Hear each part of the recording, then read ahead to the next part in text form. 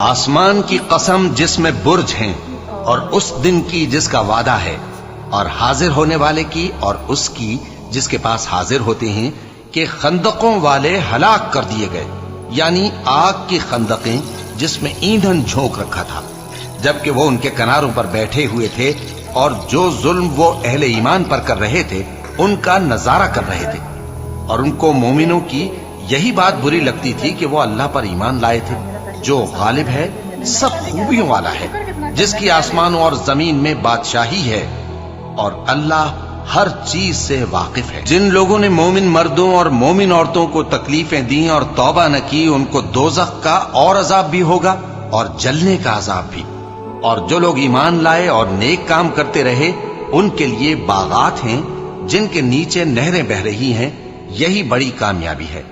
بے شک تمہارے پروردگار کی پکڑ بہت سخت ہے، وہی پہلی دفعہ پیدا کرتا ہے اور وہی دوبارہ زندہ کرے گا، اور وہ بخشنے والا ہے، بہت محبت کرنے والا ہے، عرش کا مالک، بڑی شان والا، جو چاہتا ہے سو کر ڈالتا ہے۔ بھلا تم کو لشکروں کا حال معلوم ہوا ہے، یعنی فرعون اور سمود کا؟ اصل بات یہ ہے کہ کافر مستقل جھٹلانے میں لگے ہیں، جبکہ اللہ بھی ان کو ہر طرف سے گھیرے ہوئے ہے۔ یہ کوئی معمولی کلام نہیں، بلکہ یہ قرآن عظیم الشان ہے، لوح محفوظ میں لکھا ہوا۔ شروع اللہ کا نام لے کر جو بڑا مہربان نہایت رحم والا ہے۔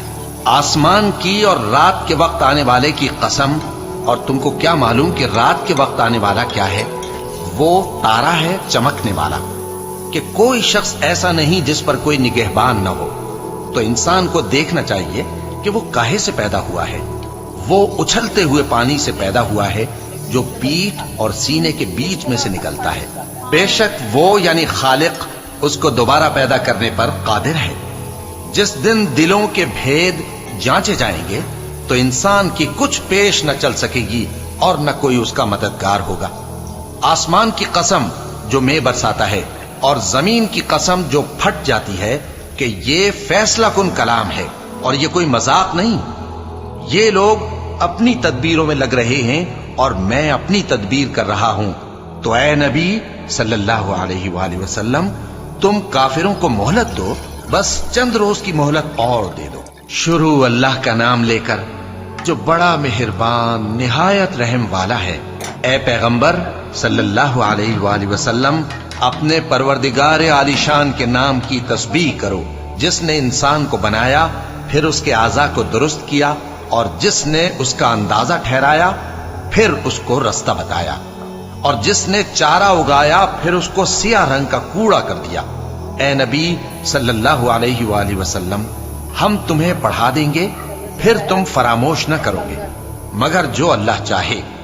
وہ کھلی بات کو بھی جانتا ہے اور چھپی کو بھی، اور ہم تم کو آسان طریقے کی توفیق دیں گے، سو جہاں تک نصیحت کے نافع ہونے کی امید ہو نصیحت کرتے رہو۔ جو خوف رکھتا ہے وہ تو نصیحت حاصل کرے گا، اور بے خوف بدبخت اس سے کترائے گا۔ جو بڑی تیز آگ میں داخل ہوگا، پھر وہاں نہ مرے گا اور نہ جیے گا۔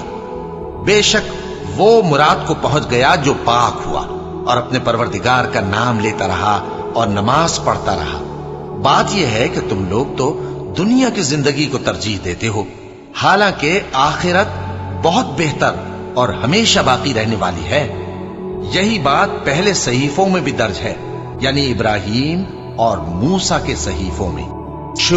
آسمان کی قسم جس میں برج ہیں اور اس دن کی جس کا وعدہ ہے، اور حاضر ہونے والے کی اور اس کی جس کے پاس حاضر ہوتے ہیں کہ خندقوں والے ہلاک کر دیے گئے، یعنی آگ کی خندقیں جس میں ایندھن جھونک رکھا تھا، جبکہ وہ ان کے کناروں پر بیٹھے ہوئے تھے اور جو ظلم وہ اہل ایمان پر کر رہے تھے ان کا نظارہ کر رہے تھے، اور ان کو مومنوں کی یہی بات بری لگتی تھی کہ وہ اللہ پر ایمان لائے تھے جو غالب ہے، سب خوبیوں والا ہے، جس کی آسمانوں اور زمین میں بادشاہی ہے، اور اللہ ہر چیز سے واقف ہے۔ جن لوگوں نے مومن مردوں اور مومن عورتوں کو تکلیفیں دیں اور توبہ نہ کی، ان کو دوزخ کا اور عذاب بھی ہوگا اور جلنے کا عذاب بھی، اور جو لوگ ایمان لائے اور نیک کام کرتے رہے ان کے لیے باغات ہیں जिनके नीचे नहरें बह रही हैं, यही बड़ी कामयाबी है। बेशक तुम्हारे परवरदिगार की पकड़ बहुत सख्त है। वही पहली दफा पैदा करता है और वही दोबारा जिंदा करेगा, और वो बख्शने वाला है, बहुत मोहब्बत करने वाला है। अर्श का मालिक, बड़ी शान वाला, जो चाहता है सो कर डालता है। भला तुमको लश्करों का हाल मालूम हुआ है, यानी फिरौन और समूद का? असल बात यह है